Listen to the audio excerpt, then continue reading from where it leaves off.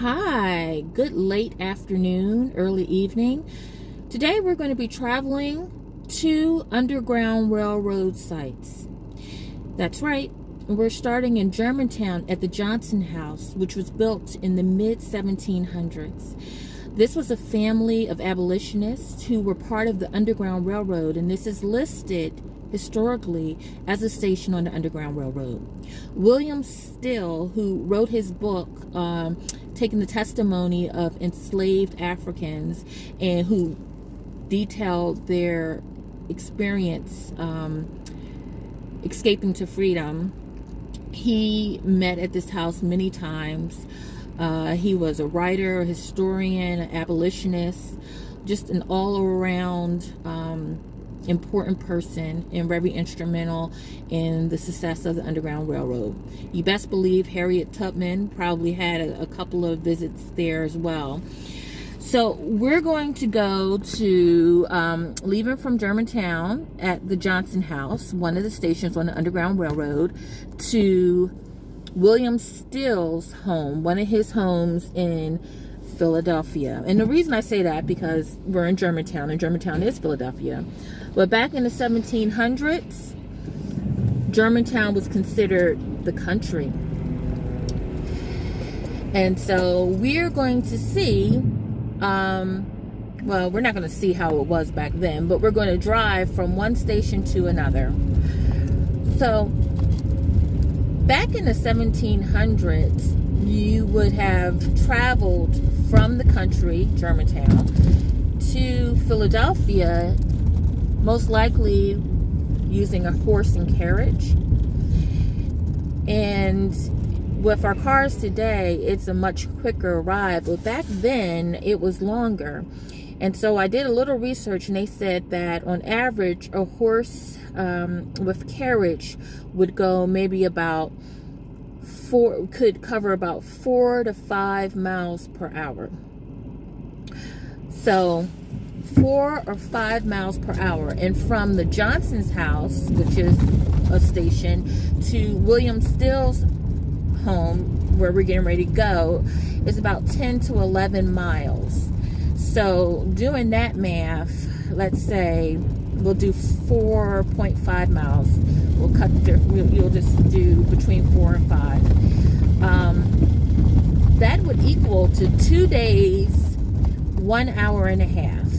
So 1.5 hours. So 2 days and 1.5 hours of travel just to leave from the Johnson house to where we're getting ready to go. Now, there's 2 addresses for William Still's residency. One is 625 South Delhi Street, which is in South Philadelphia. But then there's another address, 413 Lombard Street. And so I was like, well, which one is the accurate address? And then I had to use common sense and say, hey, you know, when you live in a city, especially if you live there for a long time, you don't just stay at one residence for your whole life. You move to different places. And based on my research, it seems like the house at 413 Lombard Street may have been a family home. And then when he got married to his wife, Letitia, they moved to Delhi Street in South Philadelphia. So for today's purposes, we're going to go to the house at 413 Lombard Street, because it was listed in an article that was published in 1991 by the Philadelphia Inquirer. And in that article, they were listing several Underground Railroad stations. So for that reason, we're going to just use that address, even though 625 Delhi is also noted as being a legitimate Underground Railroad station. So we're going to keep on driving.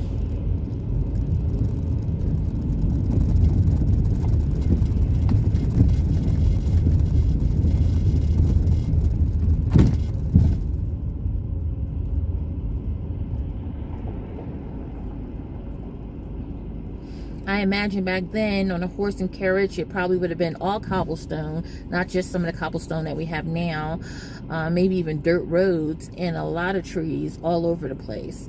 It's interesting too because there's a lot of old historic homes in Germantown that might not have a story that anyone's documented, but they were around in, you know, the mid to late 1700s, the early 1800s until now, and that's fascinating to me. I'm pretty sure, well, I don't know, you know, I'm assuming that the traffic wasn't too heavy because only the very rich, you know, or those who were enslaved or indentured lived in Germantown for the most part, because, or who worked for the rich, because again, this was the country.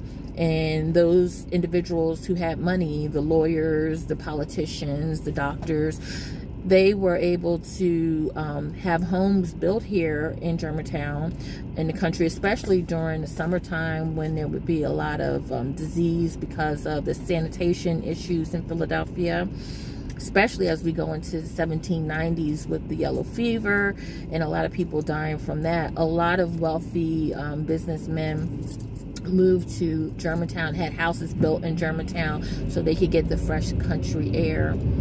So imagine this main road here, Germantown Avenue, that's been, you know, a main thoroughfare for hundreds of years, you know, being a dirt road or cobblestones, and horses and carriages, horses and buggies traveling, you know, up and down this route.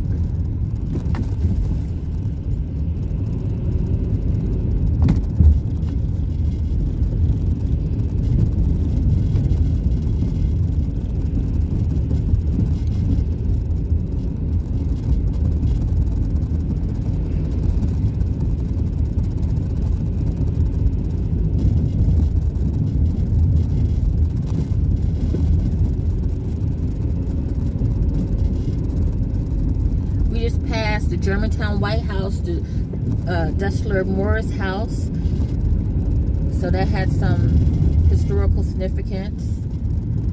Louisa May Alcott, writer, author of Little Women, she's associated with that one of the buildings we just passed. Germantown Friends School is here. And the Friends, which are Quakers, they play a really instrumental part in the Underground Railroad in Pennsylvania's history in general.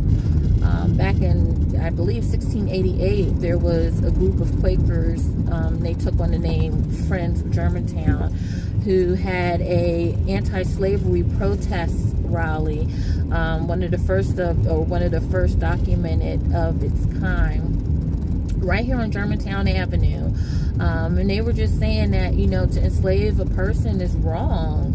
It's immoral, and, you know, it should be stopped. It should be outlawed.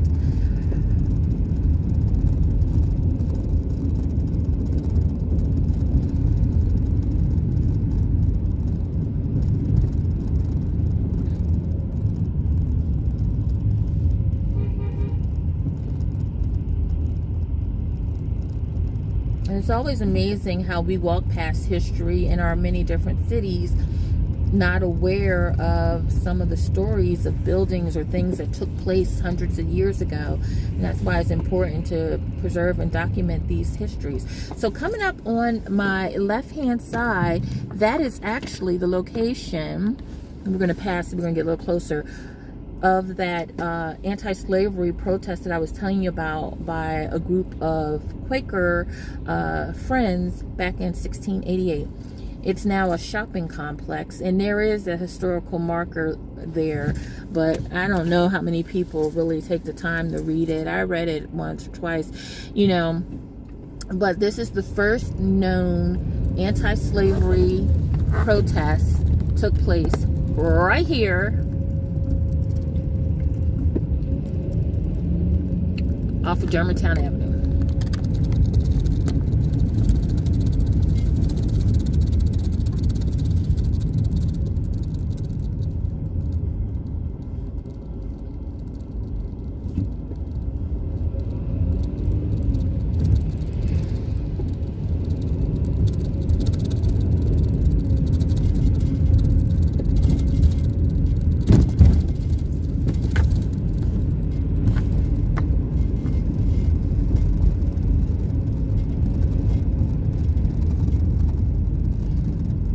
we have on my left, we have a very old cemetery, and I'm gonna do some investigation into the history of that cemetery. But it has some really cool headstones and monuments. Cool gate there. I mean, Germantown is like chock full of history, and I love that a lot of the buildings have been, you know, preserved, that the, you know, and not torn down, even though some have been torn down. But for the most part, a lot of the historic mansions and buildings are still around, and that's so important.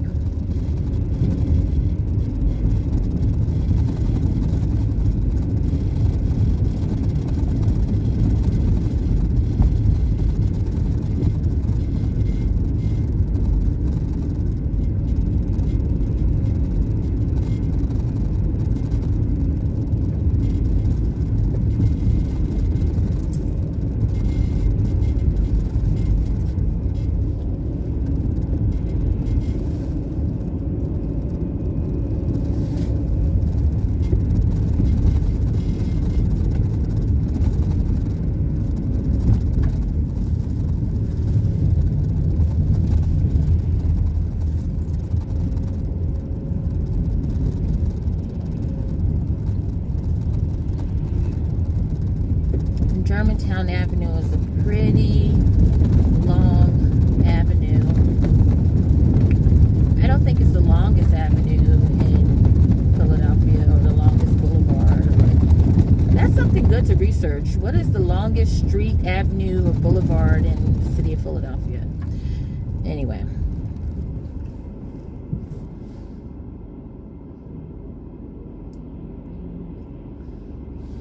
If we were in a horse and carriage, we would still be all the way back closer to where we started. And imagine, you know, especially during the wintertime when it's cold, and if you don't have a covered carriage, you're out and exposed. You have to bundle up with blankets and covers.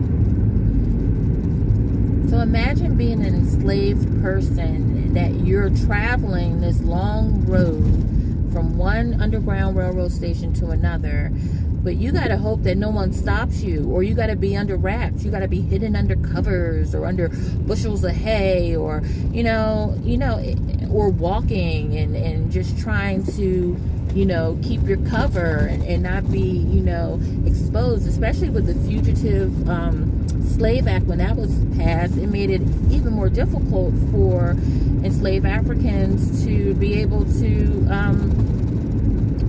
escape.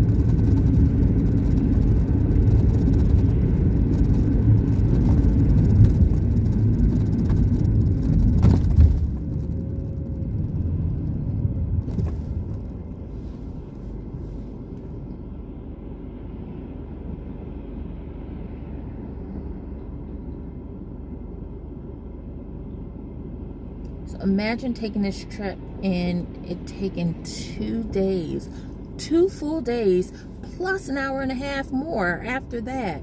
I mean, and that's just being, you know, not even using a full 5 hours, like saying if it took 4.5, if a horse and carriage traveled 4.5 miles per hour, you know. that this trip that we're doing station to station would be 2 whole days.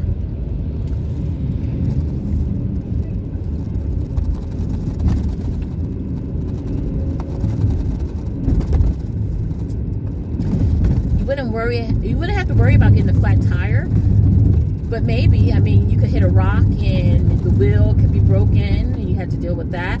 Or you don't want your horses to overheat, especially in the summertime. You know, a lot of times they would have to stop to water the horses to make sure that they get fluids, or to feed them and make sure that they're not overexerted, you know.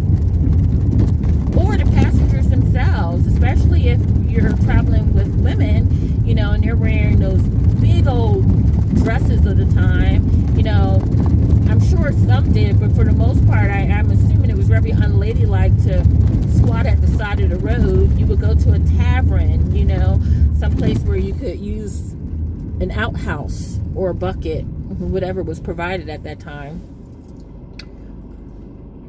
However, if you were on a run, if you were enslaved, you would have to do all of that in private. There weren't many amenities for you, and that's why it was important to get to these stations, because that's where you could get a warm bed, at least shelter, get some kind of food, even if it was, you know, a crust of bread, some water, and just be able to rest for a little period before you go on to your next place, you know. A lot of people thought, you know, going north, going to Philadelphia, you know, you were safe, and, you know, you could no longer be enslaved. Well, back in the 1700s, actually, there was legal slavery here in Philadelphia, and that wasn't outlawed until later. And then, you know, when people, enslaved Africans would escape from the South and come here with the start of the Fugitive Slave Act, there still wasn't a guarantee of safety even once you entered into Philadelphia. That's why a lot of the enslaved peoples would travel all the way north to Canada, just to ensure, you know, whatever safety or freedom that they could get. This building over to my left is in pretty bad shape, but it looks like they might be converting it maybe into apartments or something. I need to find out the history of that. Further down on Broad Street, which we're getting ready to turn onto, there's a building that is similar in its style and in its height, and that is the Father Divine, the Divine Lorraine Hotel, which was built in part of Father Divine, who was a person of African descent, a religious figure. Some people say cult leader, but, you know, he was a religious figure, and he had a lot of wealth and intelligence, and he did a lot for his followers and in Philadelphia. And so in the last 3 to 4 years, they refurbished his building that sat vacant for many years, and they made it, I think, apartments as well as office space and event venue, I think, on the top floor. I haven't been in there since I've never been in there, to be honest with you. But I don't know why this person is slowly moving closer and closer to my car.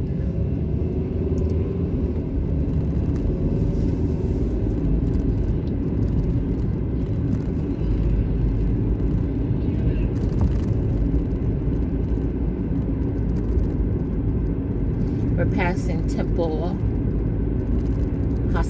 University Hospital.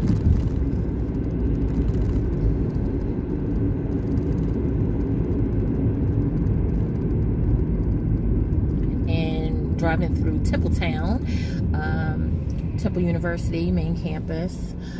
They have a lot of buildings on Broad Street, and they have a lot of structures in North Philadelphia. As the university has expanded, it's kind of, as it has grown, it's expanded outward, and so places that were once residential now have a lot of housing for Temple students, or buildings and facilities that's affiliated with and owned by Temple University.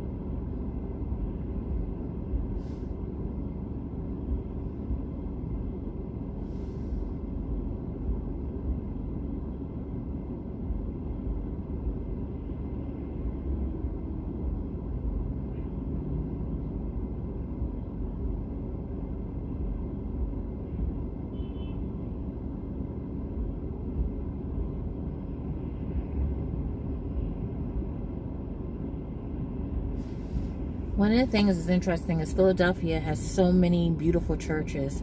Now, unfortunately, some of those older churches, especially in the African American community, have been torn down over the years. But there's a push and a pull to preserve these churches and to save them. But driving down any Philadelphia street, you're bound to see some beautiful stone or brick church that was built in, the 1800s sometime, or early 20th century.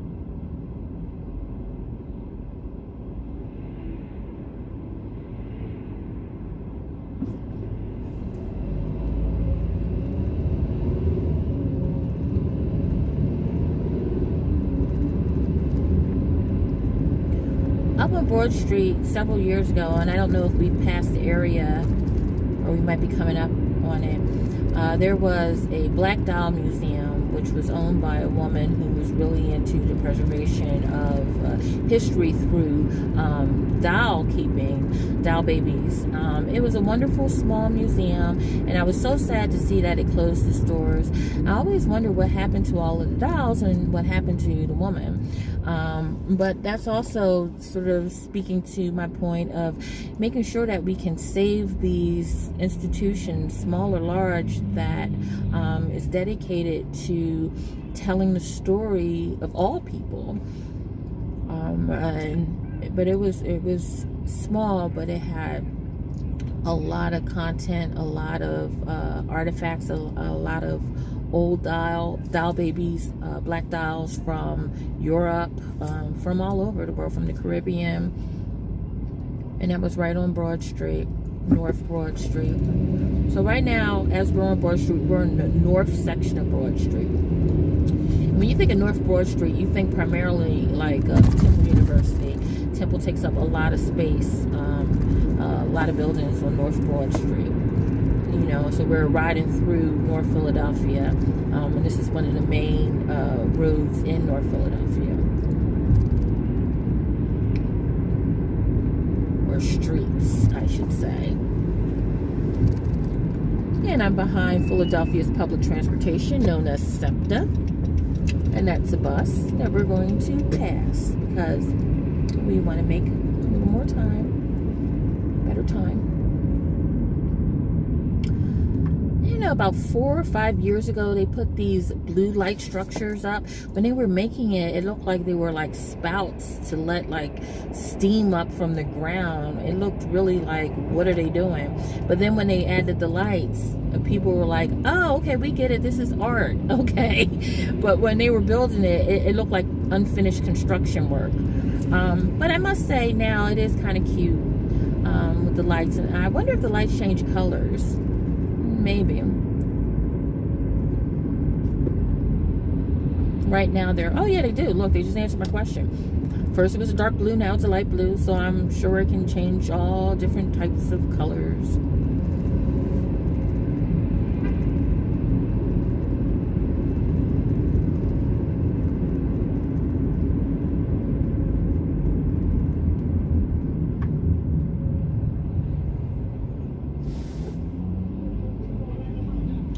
We're getting ready to pass one of the oldest McDonald's that I know of. Like, I don't know how old this McDonald's is or how long it's been here, but it's been here a really long time.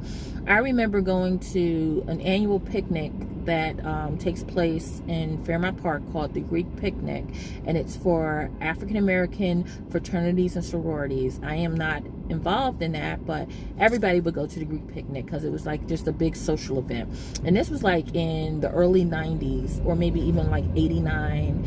And after the festivities, I remember going to this McDonald's. That was a long time ago, like 30 years almost. And this McDonald's is still here, still thriving. And I know many a Temple University student probably went there and got a Big Mac, some fries, a shake. So that's one of the oldest McDonald's that I know of personally here in Philadelphia.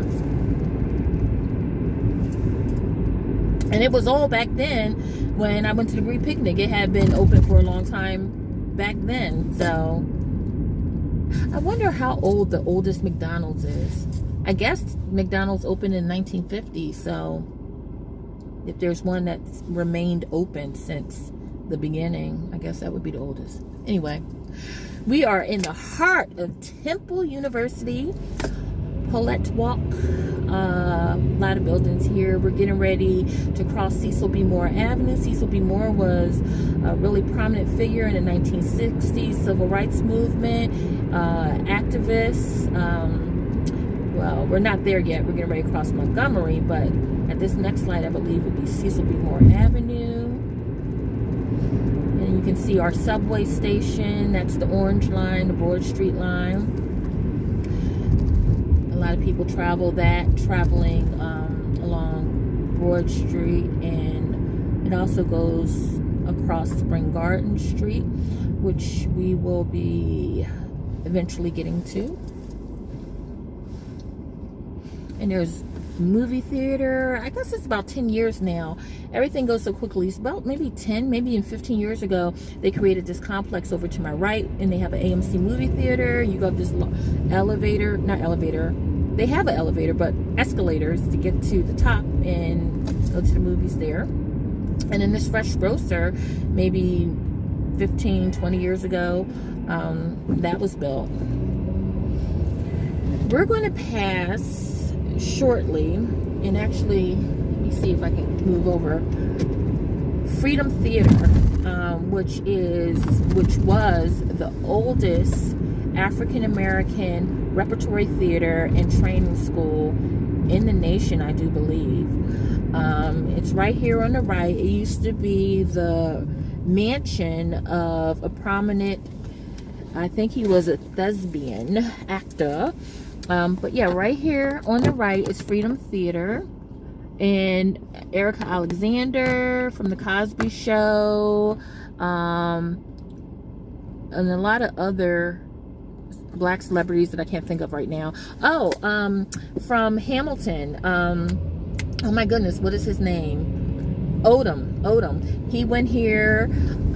Just a lot of awesome people went there, and it was a wonderful school, because I think they stopped the training program or put it on hold because it instilled values and self-respect in the students, as well as teaching the fundamentals of acting and dancing and, you know,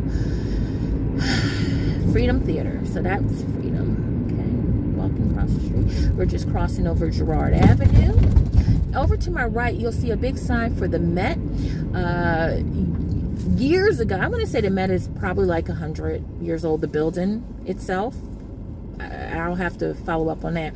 But it was vacant for such a long period of time. And I think it was originally a theater or a movie theater or something. And just in the last maybe 7-8 years, maybe less than that, maybe 5 years or 4, they reopened it, and it looks fabulous. And they have shows there, like music shows and comedians and talks and all kinds of things. And, you know, I'm just so glad that they were able to preserve this building, that it wasn't torn down, that people invested in it and knew the significance of reopening a historic building, and, you know, and using it for what it was initially created to be, entertainment venue. There's the Divine Lorraine Hotel that I was talking about, right on my left-hand side. And they need to replace that E at the end of Lorraine, the N in the E. But I'm so glad that that's up and running, because, again, it was vacant for so many years. Now it's open. It's running. You can see the lights on in the apartments. And, you know, one of the things I'm going to do, I'm going to have to do a tour. I'm going to have to go inside and see how it looks. Years ago on YouTube, somebody posted how it looked when it was vacant. It had been sitting for years. And, like, the paint was coming off the walls, and, you know, things were falling from the ceiling, and it was just looking pretty busted. I'm sure it looks beautiful now, because before it was sitting vacant for years, what I heard was that it was a beautiful building. So I'm glad that it was restored to its, you know, past glory. And that's definitely a tour that I want to take.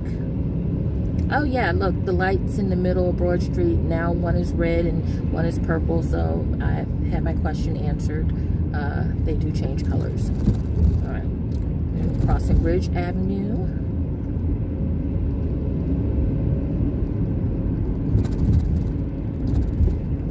Studebaker. I think there used to be a car shop where you could buy like Model Ts, I believe. I might have made that up, I'm not sure. But anyway, so we are going to be crossing Spring Garden Street momentarily, and I am going to be turning on Spring Garden Street so we can go down to the numbers to get to our second Underground Railroad station stop.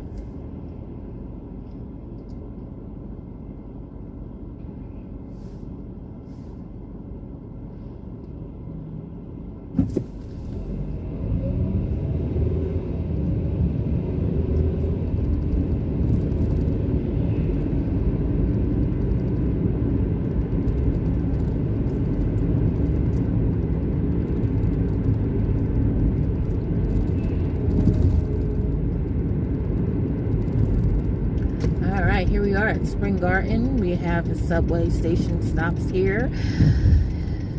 Yeah, there we go. So very nice. We're just going to turn right here.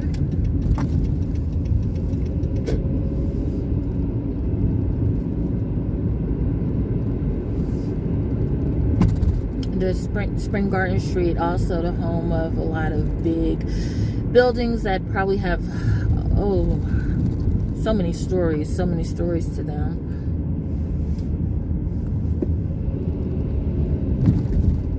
Big, beautiful stone churches. All right, so we're crossing 12th Street and we're going to go down.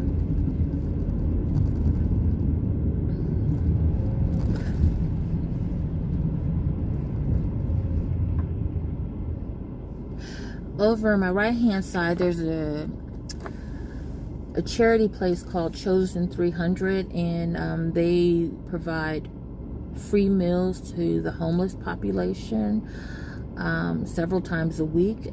I do believe they're still in operation. I'm not quite sure what days they are, but they've been around for a really long time.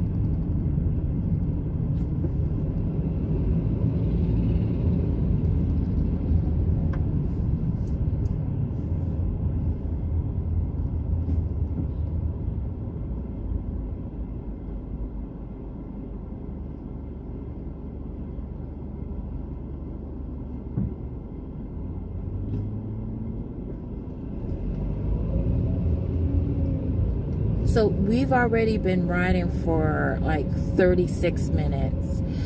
So again, imagine doing this in a horse and carriage. 2 days, I tell you, 2 days plus. And I'm in a car. So this would have been a pretty substantial journey. Not the longest, but definitely not a short trip.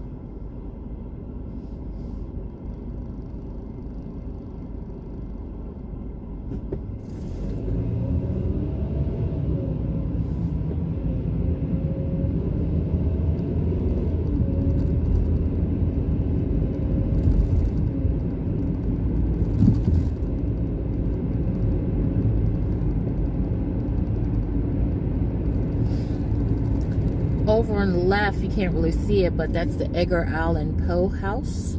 That's now a museum. It's a National Historic Site.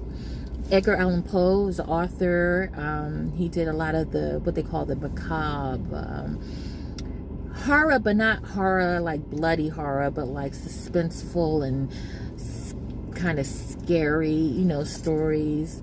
I remember one of the stories that I read by Edgar Allan Poe was this man had done some dirty deed, and he, I think, hid a body behind a brick wall, but he didn't know that he had also either enclosed a cat in the wall or a clock that was ticking so that they could hear. I don't know, I got this all mixed up, but either it was a cat or a clock. But anyway, I'm gonna telltale heart. Anyway, Edgar Allan Poe House, we passed that. So, we're still on Spring Garden. We're at 6th and Spring Garden. And we're going to be going to 4th and Spring Garden because we're going to be making a right onto 4th Street.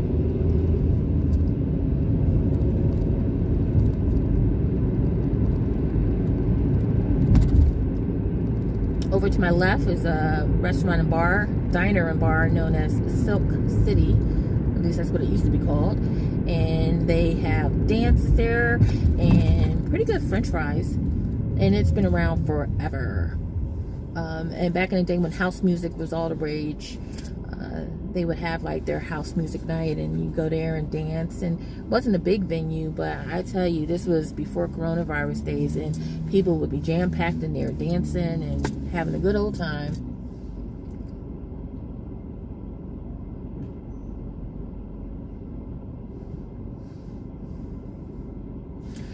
So what do I know? We are at 4th in Spring Garden. So I do declare I need to move over.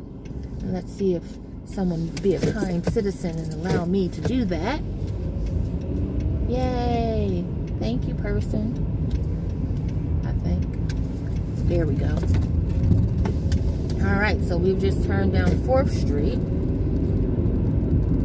And we're going to be traveling through Old City, one of the oldest sections in Philadelphia, to get to South Philadelphia.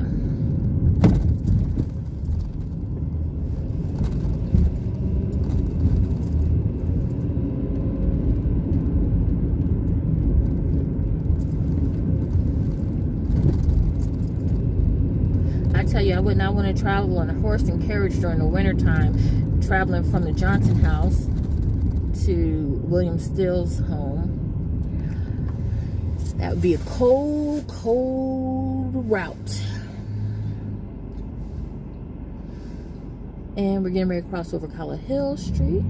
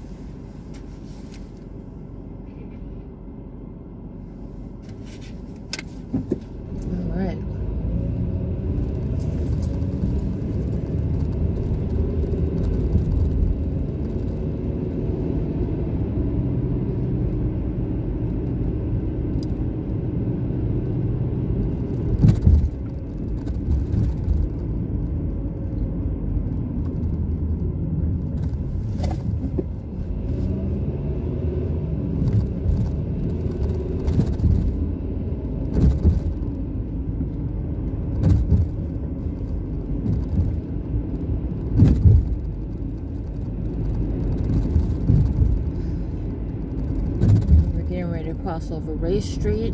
This is an old city.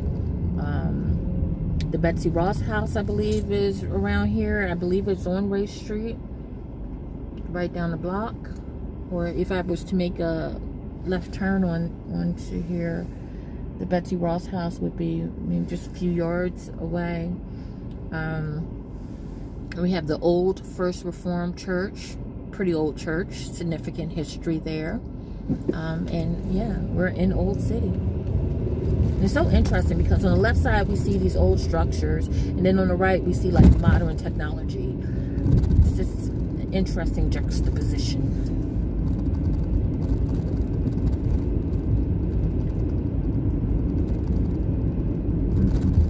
Somewhere around here Benjamin Franklin was buried.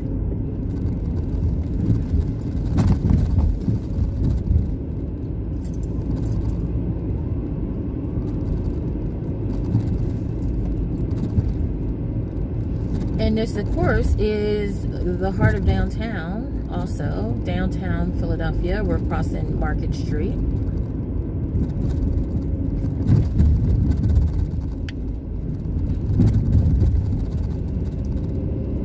And getting ready to pass the Porsche, which has been a venue for merchants and food for years and years and years. And years.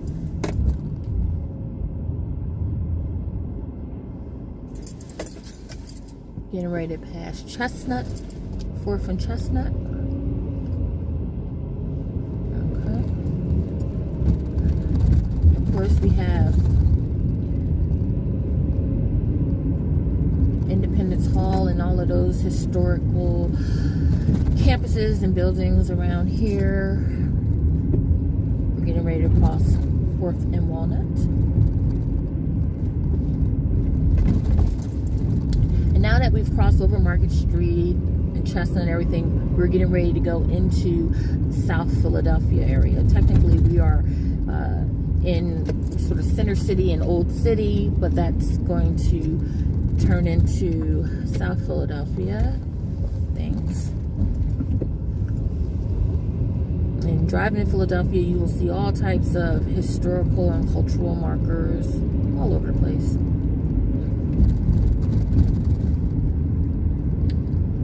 All over. And these row homes, oh my goodness, they have stories to tell. These row homes are so old. Many of them, many of them.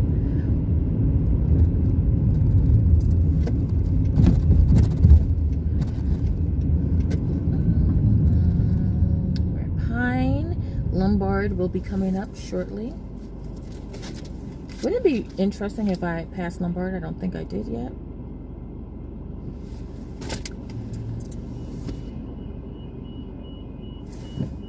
But you know what? I'm going to turn here on Pine because I'm going to travel up Lombard Street. Yes, yes, yes. There's really some old cemeteries in this area too. So old that the dates are like completely, you can't even make out a year and date anymore. So making this left turn onto Pine Street.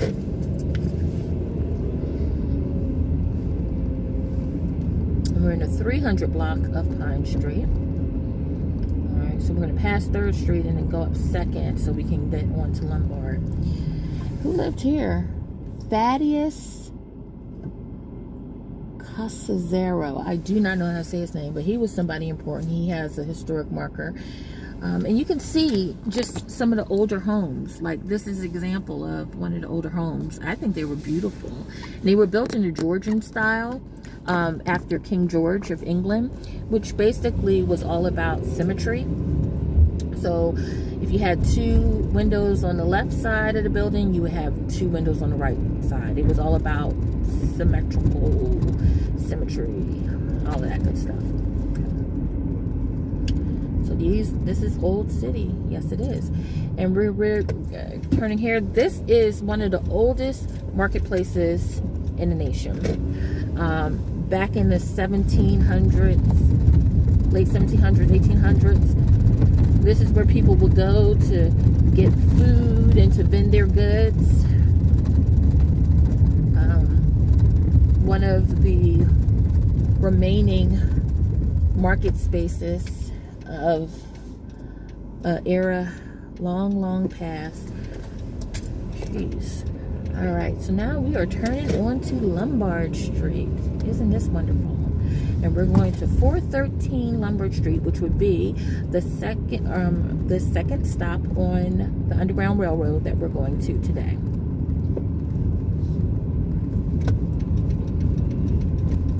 So nice for me to not be behind that car. All right, so we're in the 200 block of Lombard Street, and we're going to the 400 block to 413 Lombard Street, which will be our last stop for this excursion from the Johnson House Underground Railroad Station stop to one of the homes of William Still, who was also one of the conductors of the Underground Railroad.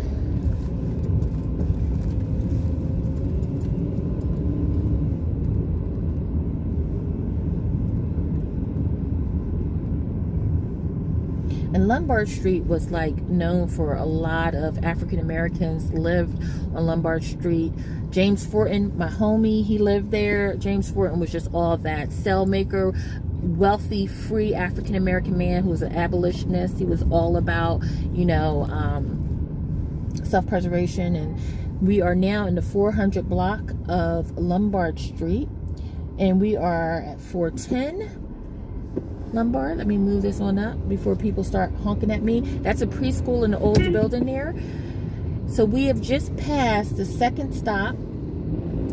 And of course, a lot of the houses have been torn down or built up because it's been such a long time ago that new structures have been built.